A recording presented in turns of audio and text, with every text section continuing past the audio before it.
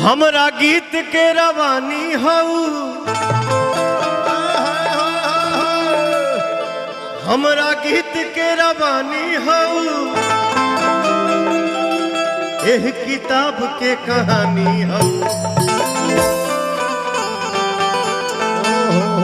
हमरा गीत के रवानी हऊ,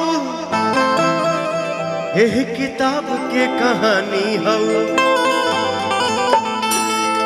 हम तो दुनिया से साफ साफ कहिए दिले बानी कि कहने ले जाए रे कि तू ही हमर जवानी।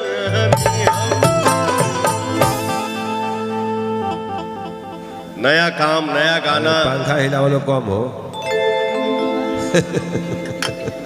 ए तनी छोटे बाबा के देखे तो लोग जाता है ना पंखा ले कहीं खड़ा वालों। बेटा बाबू बैठो, बैठ के हिलाओ। बेटा थोड़ा बाबूजी से अलग हो जाओ। बैठ बैठ बैठ। बेटा बेटा थोड़ा बाबूजी से साइड हो जाओ। बैठो ना। देखो मेरा नाम पवन सिंह है। हाँ मैं काम करता हूँ, एंजॉय करता हूँ, ठेकेदारी नहीं करता हूँ। बैठ बैठ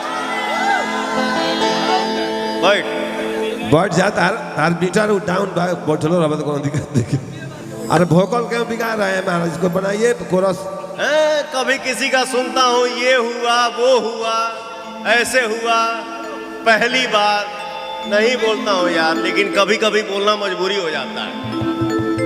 भोजपुरी में पहली बार पवन सिंह ने हिंदी लाया, भोजपुरी में पहली बार पवन सिंह ने पंजाबी लाया, भोजपुरी में पहली बार पवन सिंह ने अंग्रेजी लाया।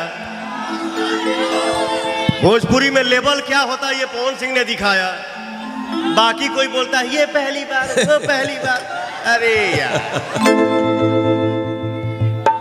हम देखिला तो हमके हंसी छूटेला। भोजपुरी में क्या हुआ है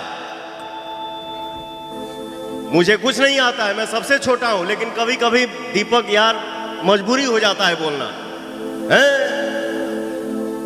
कितना चुप रही आदमी। हम लाइव आके नहीं बोलते हैं कि मैंने ये किया मैंने वो किया। अरे यार हाई भाई हाई होता हाउ होता।